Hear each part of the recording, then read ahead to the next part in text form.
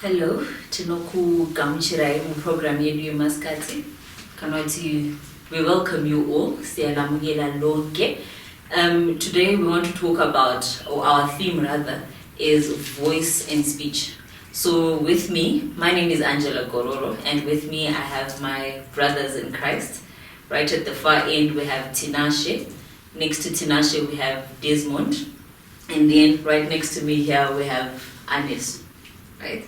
So we're going to be discussing a topic called voice in speech. Now, voice in speech, before we go further, Tinashe, can you explain to us what we mean when we say voice in speech? Kana tichiti voice in speech, panobuda pfungwa yekutongoti paunototaura, there is a certain voice that people hear. When someone is singing, they hear a certain voice. So it's either this voice is the voice of God, or the voice of the arch-enemy himself, the devil. So that's what we mean when we talk about the voice in speech. Okay. That's Tinashe's view. And so what do you think? Voice in speech is about in the context of the great controversy between God and Satan. Saka matauro atinoita seda kuti unakurumidza kuona kuti uyu munhu wamwari kana kuti munhu asiri wamwari. Anditi kana kuri kulese mutani yanze bhora against the sea kuti uyu anofanira runa kuti uyu afanira mezi. So zvanofanira no even spiritually kuti matauro edu anoratidza kuti tiri kuside kuti nakurarama kwedu. Alright. Kana ndakunzwa zvakanaka Aniso. You're saying voice inoratidza zviri munhu, and voice communicator whatever it is that you want to communicate. Saka I would say tine ma means of communication akasiyana, agreed? And wouldn't you say voice communicator zviri nani than action? Action finally itori part of communication. And you will find kazhinji kedu vamwe vanhu vanoshandisa silent treatment to communicate. But it's usually best, my father would say, silent treatment is the greatest abuse you can do kune munhu, because uri kucommunicata kuti ndakatsama, but also communicata kuti chakurwadza chi, chekukunetsa chi. That's hence the importance of the voice. Would you agree? Yes. So I guess the importance of voice for that each communicator. Mashandisiro unoita voice yako. Yaka cautious delicate. Do you have something to say to that? Yes. If I'm to read from the book of Ephesians chapter 4, Ephesians chapter 4, verse number 7, it says, "But unto every one of us is given grace according to the measure of the gift of Christ." So Christ asati aenda kudenga tikaverenga Ephesians chapter 4 tichidzika even kusvika verse 11 panozonzi mamwe magifts akapiwa vanhu to be apostles, to be evangelists, zvichidzika zvakadaro handiti. But muchaona kuti chinhu chinotonzi speech pachezvacho, it's a gift. It's a gift that must be nurtured. All gifts tofana kuita nature so that agokwanisa kunge achikudza mbiri yaMwari. Saka hazvizi muzano raMwari kuti munhu waMwari kana akutaure chitaure tikadzidza zvakanaka. Munyori wandofarira anobudisa pachena achitoti iye ngatitaure kutoti even volume yevoice uchitaura nemunhu, so mumwe anogona kuti muchitaura anotonga ari kuparidzira akutokuparidzira asi muri vairi. Yes, anobudisa kamukapfungwa kuti hanzi mumwe anotaura inonzi an unnatural pitch. Taura nevamwe ndichitaura nyaya yekukati pane patakamboenda kune rimwe Zunde, so panenge mudhara waiparidza aiita kuparidza kunge ari kubvunza kuti zvino zvakadai obva azodzika. So vanhu vanga vasisateerere zvaakuita zvakutaura, but vanhu vanga vakutoteerera ati yekuita kunge injini iri kumboita kunge iri kurevhu yobva yadzika. Saka matauriro ako aunoita ane chaanotoita nekuti vanhu vachagona kuteerera here kana kuti kusakuteerera. Maybe lastly I would like to comment on patinenge tichitaura paipa totaura about the gift of speech. ndichaona kuti pane imwe inonzi cultured speech. Iyi Angela ndofunga unowirirana neni naAnes unogona kuwirirana neni kuti pane umwe musikana unoona kuti musikana wayo ari right zveshuwa, but mukazongotaura mese so akangotaura one way kuti akangokudaira so kwangoti hai akangodaira iye chete unobva wangoti apa hapana nyaya, watoona kuti panapa hapana inonzi chi cultured speech. Kungotaura matauriro acho haana mwari mukati. I'll tell you another story. Kana ndisekunyanya kupedza nguva yenyu. Ndakamboenda kumwe kugokwe kusero. Ndasvika pamba paipe ndadokerwa. Ndati ndichikumbire pekurara wanditambira zvisho pambari pamba pemapostori pane vakadzi vakawanda nevana vakawanda. Taakudya kumanheru manje mhuri yese yaungana. Vanhu ava matauriro vaiita vachishandisa vhauga nechichi. Ini ndaitomboita kumira kudya nengu chiroti nemi vanhu vatotaura zvino vaitongotaura vachitoramba vachitodya vanhu vachitoseka zvinhu zvitori right. They were nurturing speech isiri cultured. So Mwari ngaatibatse, we need to nurture our speech. It's a gift from God. Amen. Oh yeah, but is it safe to say that, of course, pane vamwe vane magifts ekutaura pamberi pevanhu, magifts ekuparidza, magifts ewitnessing and all. But at the same time, I think munhu wese anongogona kutaura neinfluence yamai to the next person. Ndoona tisingakwanisi kuparidza, maybe tisingakwanisi kutaura pamberi pevanhu zvinoita vamwe. But matauro anoita neshamwari dzangu chikoro, neshamwari dzangu mabasa. Can we put this Shtora speech as a gift in the context yekuti munhu wese anayo gift nepese paanokwanisa kuparidza shoko? I like the point you're raising. Ndichizvisanganisa nezvambotaurwa naTinashe.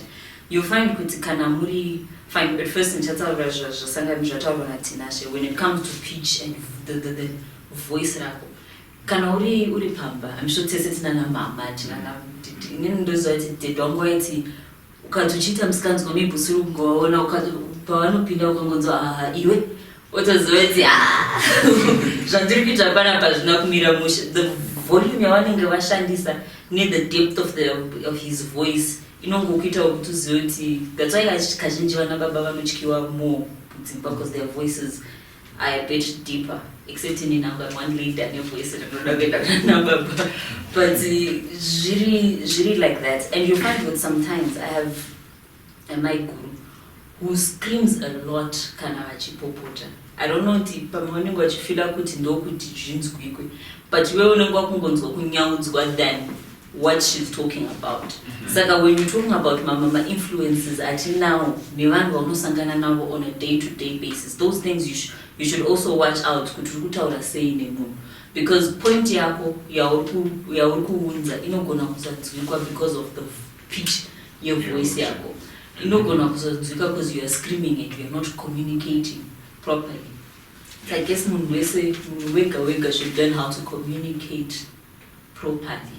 Uchinyatsotsaura with the calm and collected voice chacho chauri kuda kuti apa wandibhora, apa wandinakidza zvakadai. Yes, pautaura naAnis kuti zvishuwa kune vamwe vane zvipo kuti akatanga kutaura zvinofane kuseka unyatsokunzwa kuti panapa pakutaura zvasiyana nekunetseka kune kuchiita vamwe. But ndofarira maadvice atopiwa nemunyori wandanga ndichitaura ndofarira uyu anotaura kuti hanzi even kana titori kuZimbabwe kunoku kutoimprovawo chirungu chako zvakatokosha kuti kana wakutaura chibudo chiri right. But usazoti kuda kutaura kuconstructa masentence unofanira kuti wakatopractice speech yako ichitobudawo zviri right. So vamwe vane zvipo zveshuwa, but ngatizive kuti chero chitongogona kutaura utoriwo futi nechipo. Even speed yekutaura haneso kumhanya kutaura vana vatombonzwi kuti akati saka zvese izvozvo tinofanira kuzvigadzirisa kuti kana taakutaura titaure zvinoita kuti tinyatsokommunicata message dzatoda kuti dzada kuti titaure. Now, Anis talked about influence. Whatever it is that you say, chine influence. I have a testimony. My sister, last born in our family, and Angari, when she was starting in grade 1, grade 2, she was very slow kuchikoro zvanga zvisiri kubuda ainyora madhakanyanya chaiyo up until she got to a point where she accepted kuti inini ndiri dofo. And this is how we found out. She was talking to one of our neighbors, school holiday, and she says, zvikoro zvaakunovhurwa. And then I'm very stressed because inini ndiri dofo kaini saka kuchikoro hakunyatsondifaire zvakanaka. And then this lady aisekachudza mama kuti mwana wenyu ati idofo. Our family had to make sure to shift her mindset. My mom had to talk to her. Ausi dofo iwewe, andidi kukunzwa uchituri dofo futi. Udofa ungatangiri newe papa napa nditi. And she had to talk to her. Continuous up until iye watch out to I want this dofo. I just haven't gotten this, but once I can get the hang of it. And within a short space of time, her marks started changing. Akatanga kuchinja chita kuona uyu mwana akutogona pakutobuda obhulupa report card yake zvakutoendeka. My words akanzwa akachinja her attitude and zvakatochinja the marks that they had. Saka I guess it's not that whatever it is that we say, when you bring out a positive words breed a positive attitude. Kune whoever utaura naye. Yeah, true. Actually, if you could take for example, something about a family, you go and talk near that family, like the little children. Normally what they say is what they hear from their parents and what their parents have influenced them with language. That's very true. That's very true. Positive words, positive words bring out a positive attitude. Negative words bring out a negative attitude as well. That's why you remember Barack Obama when he was doing his campaign. Yes, we can. Yes, we can. Even in South Africa, we were busy thinking, yes, we can. And you know, because of that positive words. And I think those campaign in Kenya to farm, and black people started feeling very proud because they knew what we can. Anything to add on? Yes. Influence of words. Mawords are influence vakakutenderedza chete. Niwe wacho iwewe unozoti ukatanga kutaura kuti muZimbabwe unozoti Zimbabwe koma waita ina handifuni kuti gore rino pane chandoita. Woto ungoti uchisangana newe uchimuudza kuti gore rino handifuni gore rino mahwana nekorona iyi. Zveshuwa pano chaunoita sei chaunoita. Saka mawords ane zvaanokonzera kune vanhu wauri kuudza. Asiwo kwauri iwewe ane zvaanokonzerawo zvakare. Ndosaka vamwe vachibva vati kana wakuda kutaura zviri negative vanobva vati nyarara because zvaunotaura zvinoita sei zvinoitika ndopanobva nyaya yacho. Ndakambonzwa kamwe nyaya hanzi rimwe benzi iri nguva yenzara rakambodaidzira kuti kwaita chibage hanzi vanhu vakumhanya kwekwanzi kwaita chi varaona vanhu vari kumhanya kuchibage kavo rakutofunga kuti ndofunga kune kutori nechibage rakutorowo speed mawedzi ake ataura akumuinfluenza iye akutotera vamwe chero angari angaita se angatanga nyaya. Saka mawedzi the influence vanhu vakatitenderedza zvakare anoinfluencewo isusu tiri kutaura wacho. That's true. And wouldn't you also agree kuti some of my relationships until now, whether be it in marriage, be it in family, my siblings, chayo, kana boyfriend, girlfriend, mama achari kungotadza kufunctiona zvakanaka because turikutadza kushandisa my words properly. We are failing to communicate. And even my problems are in my churches, chayo. Vanhu vanonetsana kuri kusiri kuti vanhu vakamakana kana kuti pane utsinye mukati kuri kungotadza kutaura zvakanaka. Yeah, that's true. I want us to read Colossians 3. I think they my points are that crochet that we are supposed to take as Christians. Colossians 3 verse 8.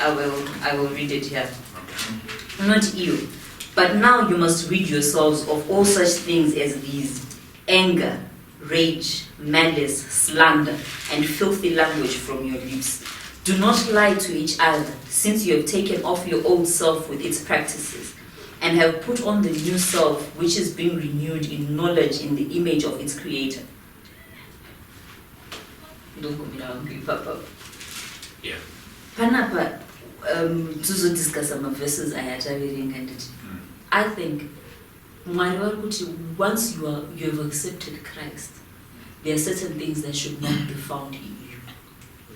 And kana muri a group of Christians, kana iwewe, I would say in a relationship, you want to be between me and my sister. Inini wacho ndikatadza kucommunicate. My sister and I may not have a good relationship. But inini wacho ndikazviisa upon myself kuti ndirarame ndibvise certain things speech mangu. Like zvataura filthy language. Ndibvise filthy language speech mangu. Me and my sister may communicate better. Ndibvise slander. Sepakati slander panotikwadza sevanhu. Those are things that God expects us to remove from our voices, from our speech. Anything to add on these voices? Yeah, so we should not lie as Christians. We shouldn't be found lying. Manyepano anokonzeresa kunyonganyonga kwakawanda in our lives. I know my relationships around they break down the hearts of people. You find some people want to commit suicide just because they have been lied to. They've been promised something, but they didn't get it. They end up committing suicide. Promised something, but and they didn't get it. But our society has accepted that. Vamanototi risinganyepe harirori. Kana uchida kurora unge uchigona kunyepa. Zvinonzi kudii semukristu society yedu iri kutotaura kuti zvinhu zvako zvifambe unofanira kunge uchiisa manyepo apo neapo kuti business rako rifambe unofanira kunge uchiti kunyange uchizovako kuti foni yako izvinizvo unofanira kuita Samsung OG ndokuti iende ndomashandiro edu sevanhu anditi yes verse 8 iri kutiudza kuti pamunenge maakutaura isai zvinhu zvinoti pakati pewiki apa ndakateerera imwe radio program inoitwa neanonzi Tilda achitaura nevanenge vari mumaprisons. Ndakanzwa imwe nyaya imwe murume akandityisa hana yangu ikarova kuti chinhu chinogona kutoitika kwandiri kachi. Anoti iye vakanetsana, iye anga ari meseja pabasa vaanetsana nasekretary. Anzi takataura mukutsamwa. Nemhaka yekuti vakataura mukutsamwa vabva vachinjana mawedzi bvaasungotora some verse which was 2 kg in mass vamutema mumusoro, then the secretary died. Zvichikonzerwa kutaura inwati in anger. Ndotoona kuti sevanhu vaMwari tine danger yakakura yekuti tinotendera kuti mafeelings aite kuti tizotaura mamwe mashoko ekuti unoti kumwana dai ndaadzora mashoko aya kumwana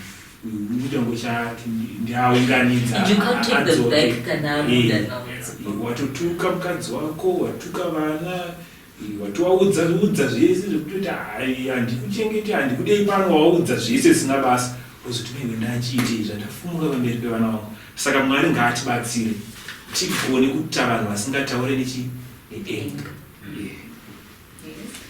Yeah, I mean, what about pakanzi mbalisa unotudina. But now you also put off what is anger, right? Because on the malice.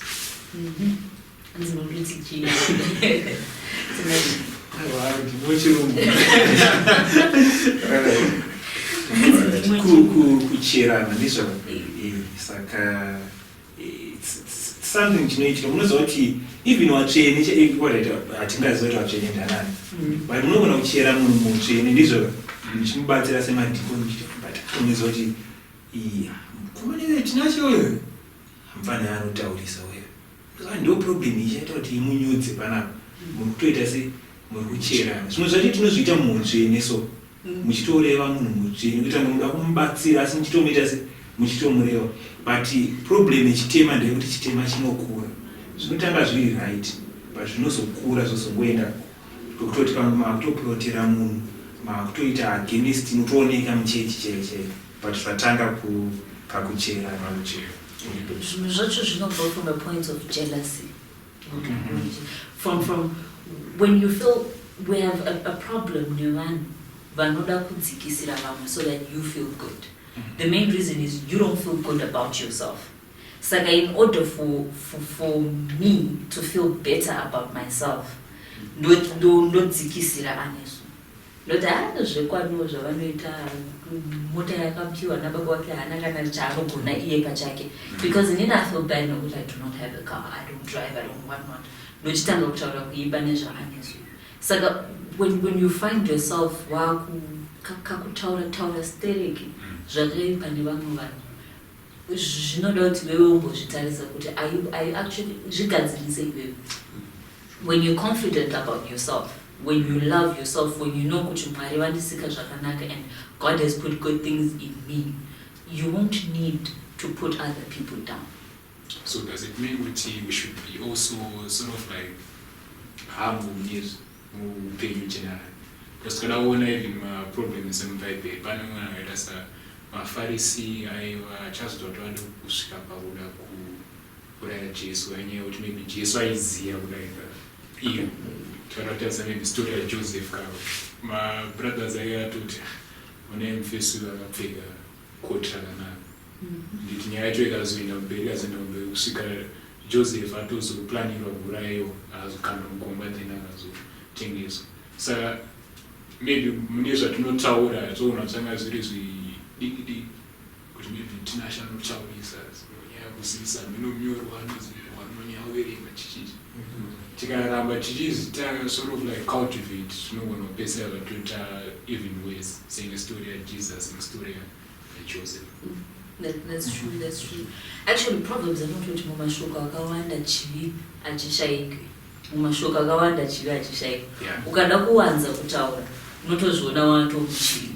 Pane kuti people should also learn kuti kana une chausingazivi, approach munhu. I see kuti you unopfeka well, my brother.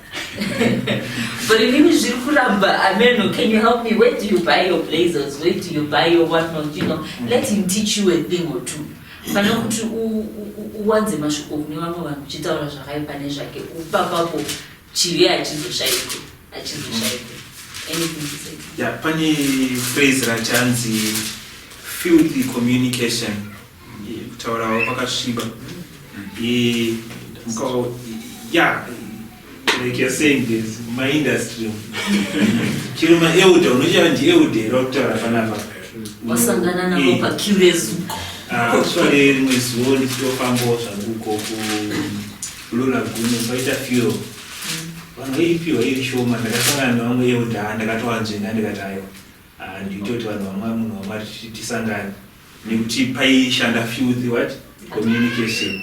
Saka iyi inonzi filthy communication kazhinji munhu anoburitsa zviri maari. Munhu anoburitsa zviri maari. Ngativerenge Matthew chapter 12 verse number 35. Matthew chapter 12 verse 35.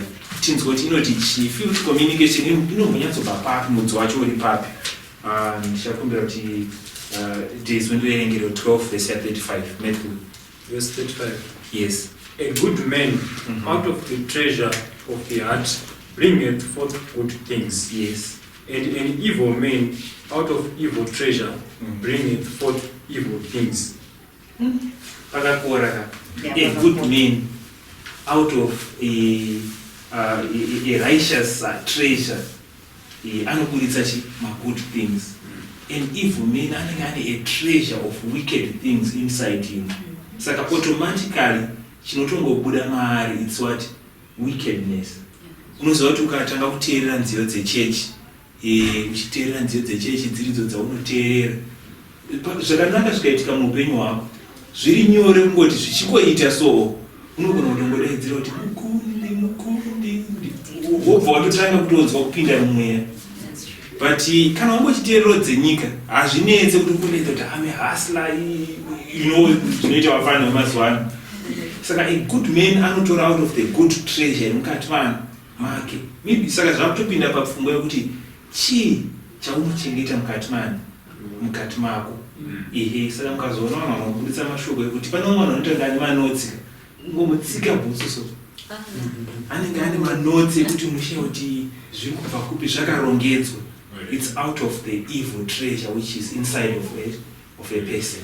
Saka filthy talk from the inside. Yeah, that's true. That's very true. And also, to add on to that, when you have evil thoughts, and when you are someone who does evil things, you also expect evil to come to you. Umuntu akataura chinhu chiri simple. Just because wewe wacho, you are always expecting evilness, you are always expecting negativity.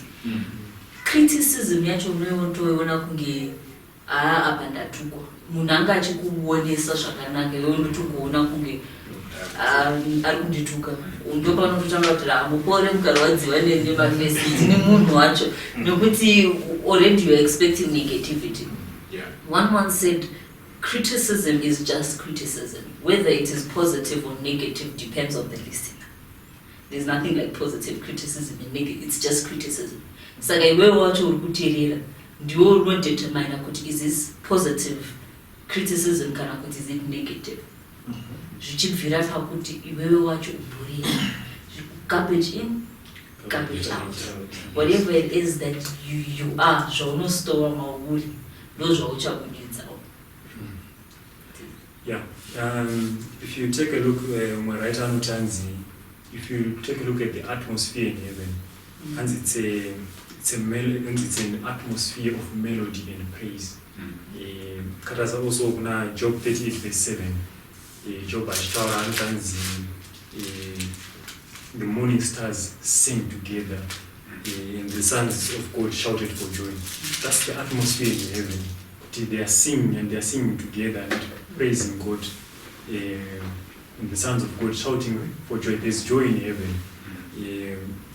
That's how it is. Like the atmosphere, you normally like that atmosphere you go through to maybe music, which you music or maybe jingles, they get stuck in your mind. Somehow you find yourself singing those things. So this is what happened in heaven. When God had created the new earth, when He created earth, they sing with joy. That's the atmosphere that is there. And there's no it comes to a question to ask, what an atmosphere are we living in? Some atmosphere, let us say. And what kind of atmosphere are we creating as well? And they sang with joy. Saka mshoka waingosvika uniwo unotongotanga kupindawo mujoy. Because no atmosphere the other creator. Music. They used music to create a certain atmosphere. Yeah, kwenye atmosphere bakutaura na this panenya Bible not abide in Christ. Garai muri munani na Kristo. Kuti uri wega mupamako. Uri kugara uri muna Kristo. Music uri kurira iyi ndiye Kristo iri. Ndosatanga zvizvo kuti ukazvitenderedza nemusic iyo unozwa kuti vanhu vanoti saka vanoteerera music yechechi bhadheri vachibuda kusvika rinyure. Haumbokandiwo kana pichana. But pakunzi atmosphere parikutidzidzisa pfungwa inokosha kuti vanhu vaMwari ngatigone kuzvitenderedza neatmosphere iri heavenly always. Be it tiri kutaura, be it we are singing. Remember kuti kudenga kwatiri kuenda uko tinofanira kumbotanga tademonstrata maprinciples ekudenga tiri panyika panapa. Ndakaverenga pamwe mubhuku rinonzi Steps to Christ. Hanzi Mwari kudenga haasi kuzopa announcement yekuti imi mamuyende. It's not going to be a divine command, but chichaleka muwanhu inonzi fitness for heaven. Unozva kuti izvozvo kanditi tina chipinda mubhora re90 minutes 5 minutes ndenda kufema moto unopisa. Saka uchazviona kuti matauriro ekudenga aya inini fitness yachandikwana. Ukatanga kufunga kuenda kudenga nemadiro aunenge uchita vaimbi venyika ineyi handichataura nemazita nemadiro aunowaita kuti tinoimba yera uko, you are not fit for heaven. Saka kuti munhu ugokwanisa even kuenda kudenga chaiko chaiko kutotanga watombozvitenderedza heavenly atmosphere tichiri panyika panapa kuitira kuti kana taenda kudenga unenge uri at home. Saka Mwari haasi kumangidza vanhu kuvaponesa, but vanhu vachafila kuti unogona kufila out of place kana unge uchida music yenyika. Hapana mamwe majokes ari filthy ari kumbotaurwa kunoku varikutaura zvekuponesa komatiomesera komatinazvo pamuri kuti music dzenyika But that will be because fine, I get what you're saying, and it's Yes. a bit, I don't get it steric. But when you're talking about music, the music that we listen to, in an influence in what we become, in an influence in what you think about and how you think. In any personality, when it comes to Andizimanjet, it's not classified where it is Zenika. But I love country music. And the reason why I love country music is because it's got my lyrics. I find that help me get along in this world that we are living in.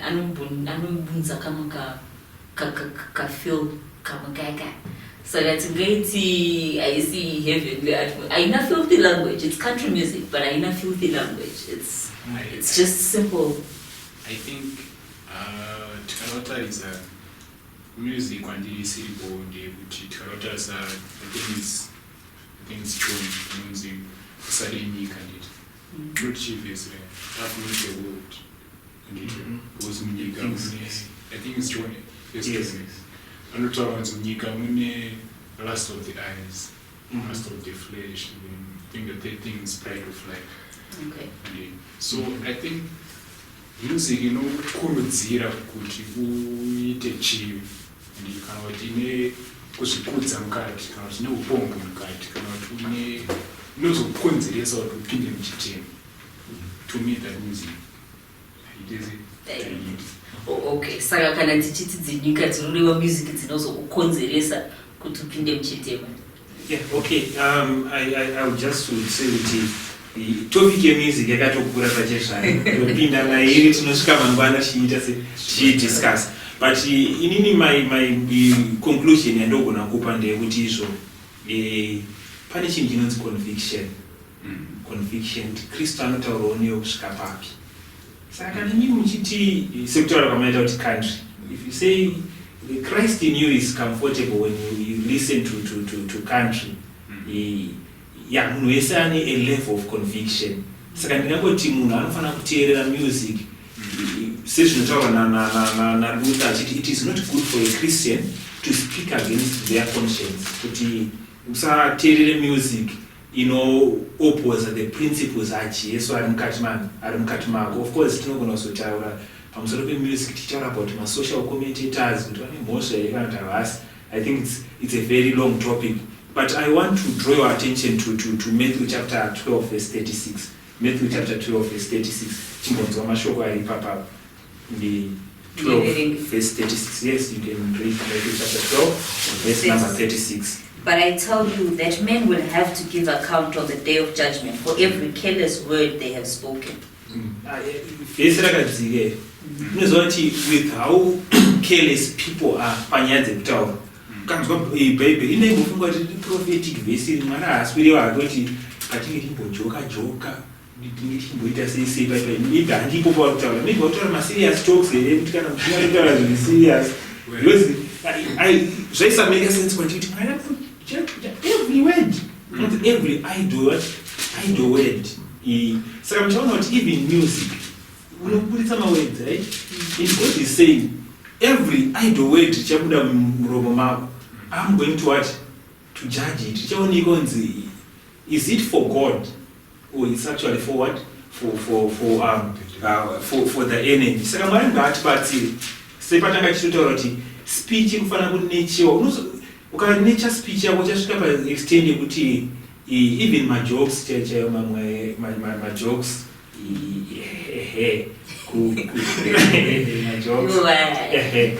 mwari uchasvika pakuti iwe unongosatotaure since tiri part of your conversation.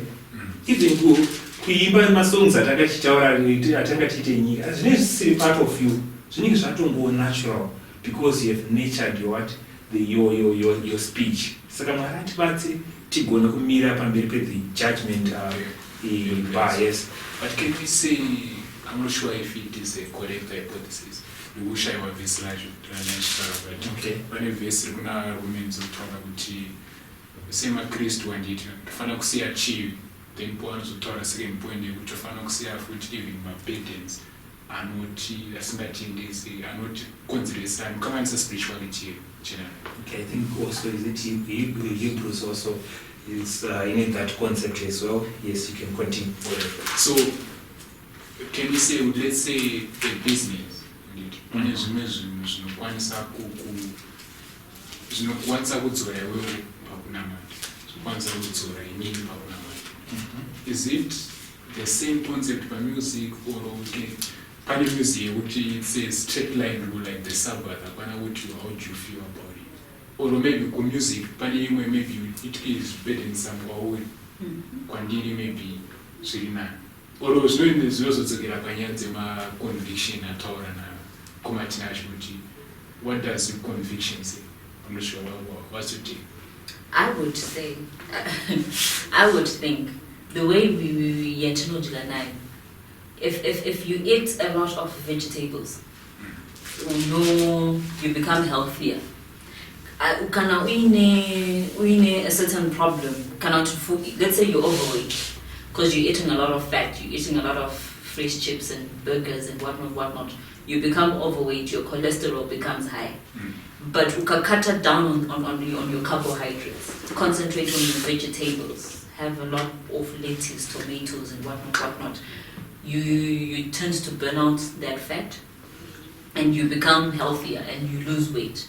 Same happens, the same way we take care of our bodies is the way we should take care of our minds. Because whatever it is, chauchabudisa zvinhu zvichange zvagara mupfungwa mako. Saka pfungwa dzako, it's up to you kuti wewe ukuda kuva what kind of a person. If you're going to listen to a lot of people like Martin Luther King, you have a lot of black awareness in you, and you have a lot of confidence in you. That generally, it comes naturally. If you listen to a lot of Milton Kamwendo and other motivational speakers, when you wake up in the morning, you're feeling motivated because you've cultivated your mind to be in such a state. Same as music. If you listen to a lot of hip hop, even the way you dress, along those lines. If you listen to a lot of German, you know. So I guess it's also up to you. You have to decide, what do I want to be? Who do I want to be? What are the things that I want my life to be influenced by? And then you listen to that.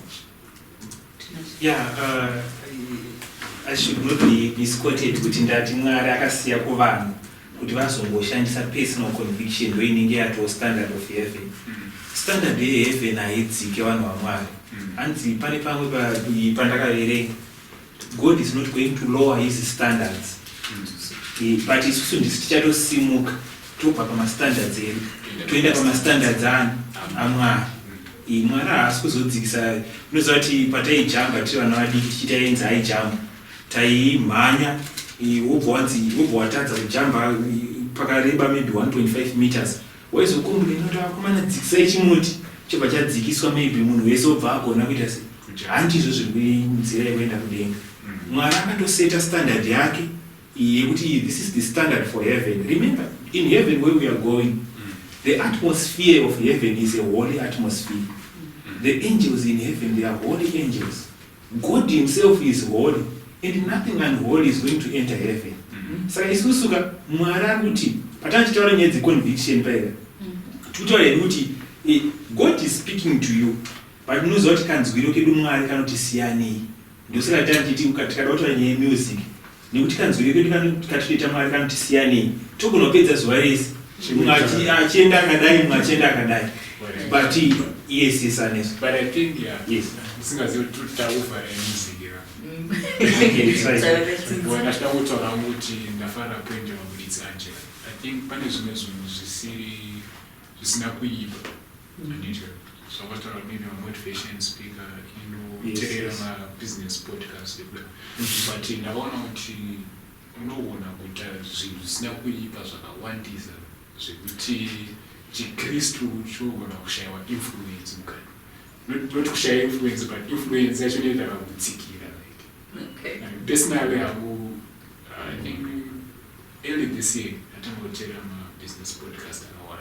ndaona kuti brains unyaya kuwandira busy zvekuti zvinozodo mune zviro zvatinoita tofanira kuita time yakati wandei pane zvinhu zvamazvimbozi ndafanira kuenda wataura kuti unotera mazimati ruta kuita confidence zvinhu zviri right but also hatifanira kuita careful zvokwanisa even kukanganisa spirituality panoona vanhu vanokwanisa kuda bhora zvakanyanyisa zvokuenda kuona nemuzvisarati nditi bhora bacharo harina kuipa but kuda chinhu zvakanyanyisa chisina kuipa chinozotadziskanganisa even spirituality. Okay. But tofanira kuisa Mwari pamberi. I would agree to that. Toisa Mwari pamberi and taking into consideration chese chaunoisa mauri. One must also have time to study the Bible. And I believe kuti muBhayibheri kana uri kuda zvese zvaungada kuziva nezve, be it my relationships, be it the way to communicate chaiyo, be it business, my principles acho ese ari muBhayibheri. Saka one should also learn how to study. It will help cultivate that mind kuitira kuti usazotaure nonsense. Yeah, wonderful. Like you're saying, kana munhu awe informed, kana wakuzotaura pawanhu unotaura zvinoenderana nezviri kuita sei nezviri kuitika ndizvoka. Pane vhesi randinofarira tamboriverenga mumakuseni, Isaiah 50 verse number 4. Isaiah 50 verse number 4 ine pfungwa dzainoburitsa panyaya dzamataura dzekuti kutaura zvinoenderana nezviri kuitika. 50 verse number 4, you can read it, Ernest. Verse 4. Yes. The Lord has given me the tongue of the learned, that I should know how to speak a word in season. To him that is weak, he wakens morning by morning, he wakens my... It's okay. Auntie, the Lord gave me the tongue of the wise, right? To give a word in season. Shoko panguva yani yaro, pane chimwe chokwadi but it's a necessary truth. Kungofunde kuti yakutaura chokwadi soamusi ngotanga ungotiudza kuti izvozvizvi mumba kwedu izvo ndaraunga hapo izvozvizvi atoenda paTanzania adanotora makabenzi, so it's truth but unnecessary what?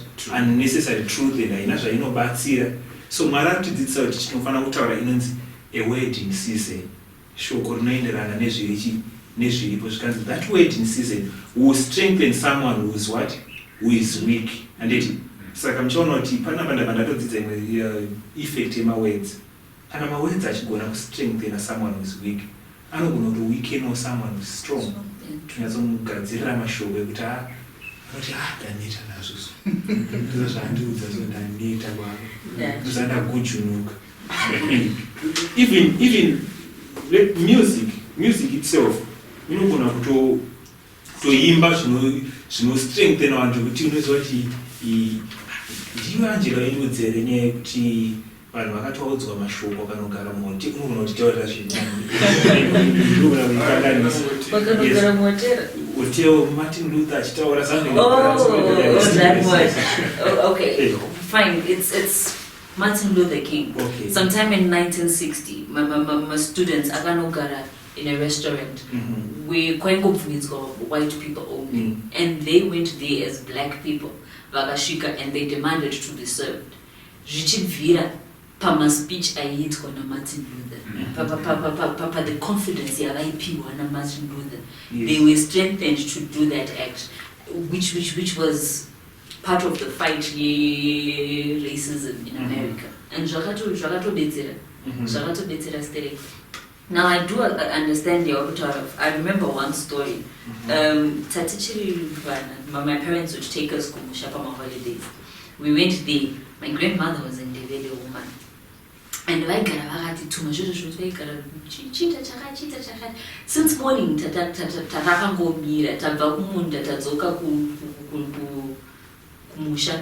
and she's still sending us up and down. So one cousin of mine takes a bucket resimbi, so, and he uses it as a drum.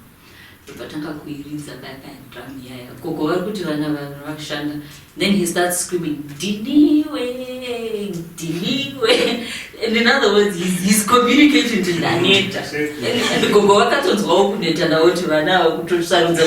And vana kutonyatsooimbira imbira tikatoimba tiri chikwaya kuvaudza kuti aiwa Gogo takuita tatambo. And zvesho vakatozomirawo kuti tumaona kuti vana vambowa. Saka that song like yatakaimba influence yakatoanitesawo kuti varambe vachiti tumamba vatongopinda upetumawo vakanyarara. So I get what you're saying when you're saying words can strengthen someone that's weak, and they can also weaken someone that's strong. And most of the times pane chimwe chokwadi chatinotaura chichiti ndiri kunomuudza, and kana takuzvitaura kuti ndamuudzurudza shame ndangosvika ndichivaudza chokwadi chisiri chekuaima kustrengthena, chiri chekuaima kuwikena munhu yaya kuti vanozviitisa manje ndichavaudza vasari vachizviziva kuti hapana chiripo. And sometimes to know hide behind wanting to help, yet what we want is to weaken someone. So we should always be careful. Yeah. So in the context of tunawendesa shoko kunevana, can you say there's a right time for witnessing? There's no right time for witnessing, or what's the case? Like, Desmond can answer that one. I think a certain time we should witness him throughout, but there are certain things that we may speak about witnessing, and certain things this is not the time about this. Maybe the subject may be a bit controversial. My beliefs are believer. There's also a time I would say ndauya kwauri anesu ndikukudza maproblems ari kuda mari iwe wondivhurira bhaibheri woti ndakuita witnessing ndinoda mari aifaniri witnessing yacho iyoyo. Give me money first, then we can talk about Christ. Okay, I guess you are picking it from a wedding season, right? Or which panenguva yekuti patinombonzi but we witness kana I wanted to say maybe unogona kusvikirawo pamwe hanzvadza vana kupfekawo wakapfeka zvipfupi kudarikira zvaunoziva kuti ndo standard yecommunity anditi kuvaroera mavhesi ekupfeka zvakanaka unogona kutopedzisira matobva maburana paipai makutobva marovana. Ndaiteerera imwe muparidzi achitaura kuti hanzi akati achida kuwitnessira baba wake pataura mamwe mashoko akataura yongo ari varungu, saka iye anoti hanzi takapedzisira taburitsirana pfuti takutodzana kuti ndokupfuura but yenge itori witnessing. Saka inonzi wedding season, ndosaka bhaibheri ati hanzi Mwari akandipa the mouth of the wise, kureva kuti zvinotobva kumweya waMwari. Mashoko must be inspired by the Spirit of God. Zvekutoti uchitaura so munhu anenge asinganzwewo uchitaura but ndimwari anenge achikupa. Unoziva ndogona kuuya ndotaura nemunhu 100 words ndomuudza 100 words dzisiri inspired by the Spirit of God. Iwewe because the Spirit of God is supplying the words, ungosvika ungotaura nemunhu so utoona munhu atonzwa kutaura kwaMwari. Saka witnessing ngatiite nguva dzese, but ngatikumbirei the Spirit of God kuti iti direct yotipa mawords anodiwa in season. Hauzorasike, hauzomboite manyemwe, ndakazotaura nemanyemwe ndiregerere, hapasina izvozvo, vanhu havakuregerera. And you don't tell one kuti wozviinterpreta sezvawataura aiwa ndaiapaipi ndaida kuya kuti ukati makangotora pahafu ungateerera yes. If you speak a word in season inspired by the Spirit of God, unotaura zvinhu zvekuti zvinobatsira nguva dzese, hazvina maproblems. Amen. Thank you very much. Lastly, Galatians 5 verse 22. But the fruit of the Spirit is love, joy, peace, patience, kindness, goodness, faithfulness, gentleness, and self-control. Against such things there is no law. So that even in your voice, whether be it in speech, be it in song, kana zvisina zvinofanira kunge zvine love, zvinofanira kunge zvine joy, zvine patience, zvine peace, zvine kindness. mashoko ako kana asina kindness mukati, keep them to yourself. Usataure zvinhu zvisina hazvina umwari mukati. Zvine umwari mukati zvinofanira kunge zviine kindness, zvinofanira kunge zviine love, zvinofanira kunge zviine joy, zvinofanira kunge zviine peace. And tipe your conclusion, Anis, conclusion of the matter. Yeah, I think conclusion yedu yatautaura kuti zvazvizo zvatofanira kutaura tofanira kutungamirwa naMwari and kutitaure mawords isizi. Indeed. Tinotaura point yekutaura pavhesi ataura namukoma Tinashe kuti in season pamwe pacho panofanira kungotaurwa bluntly. Sezvangoti Elijah angosvikaona Abraham 1-1. Uyu maybe pane nyaya yaRehoboam pakatanga northern Israel. Men of God angosvika akamuzasitira kuti iwe unofanira kuti ndiwo kunzo. Pamwe pado Nathan approach taona story then uzodza kuti mambo muita upo. So kutitaura mawords in season, whether blunt or whether kindly, zvakuda kumweya muchena kuti tunamire nezviro zvatinoita. So for me conclusion inozomupedzera kuti ngative ma-instruments. I think pane vhesi ataurwa pamakuseni kuti tofanira kushandisa nhengo dzedu sema-instruments aMwari. And pakataura example yekuti gitari rakabatwa namacheso rikazobatwa nini zvinhu zvakasiyana. So isusu katitewo kuti ma-influence instrument yedu yevoice ishandiswe naMwari all the time ichitinamirwa nemuyanzvi. Thank you.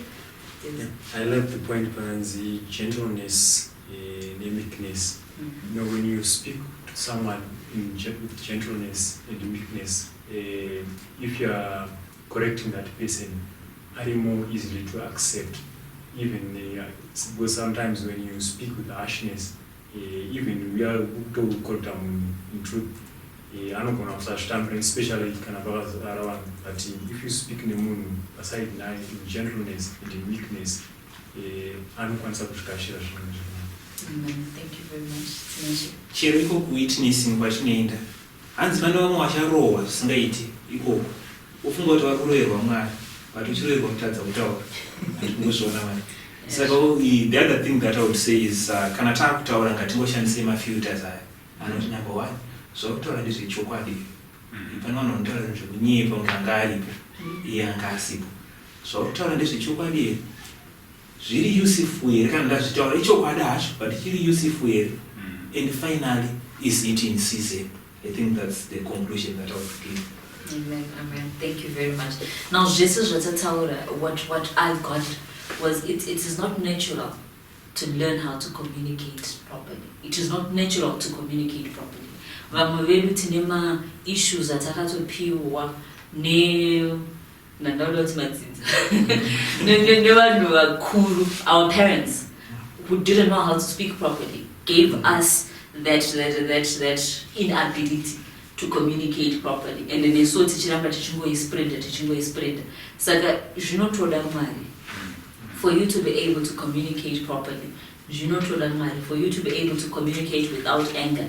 Zvinotoda Mwari for you to be able to bring out whatever it is that has hurt you without kudzikisira mumwe munhu or without slandering and all that. Zvinotoda Mwari. Saka ngatinamate kuti Mwari vange vari matiri. Tinge tiine the fruit of the Spirit, and once the Spirit works in us, we will find ourselves being able to speak in love, in sympathy, in kindness. Zvese izvi zvinoda Mwari. Saka let us be able to pray, and God will certainly help us. Tatenda siyako. Okay, kuvarira tichakumbira Mr. Anisu mutinamatiri. Alright, benamati. Pasorengera kuti ndingamatipa kutaura pamusoro pevoice in speech. Tibatsire Mwari kuti tive vaKristu vanoshandisa voice ramakatipa zvakanaka vachishandisa motipa kana motipe kurepresenta through zvatinotaura. Tibatsire Mwari tive vanhu vanotaura zvakanaka. Tiregere pambatombotadza kutaura zvinhu zvinozokanganisa vamwe. Tiregere patokutadzira chiva nesu Mwari patapinda muwiki rokutera. Tibatsire kuti tirambe tabata kwamuni zvese zvichaitwa vese vachaona vhidhiyo munoidongwasa maoko enyu. Amen.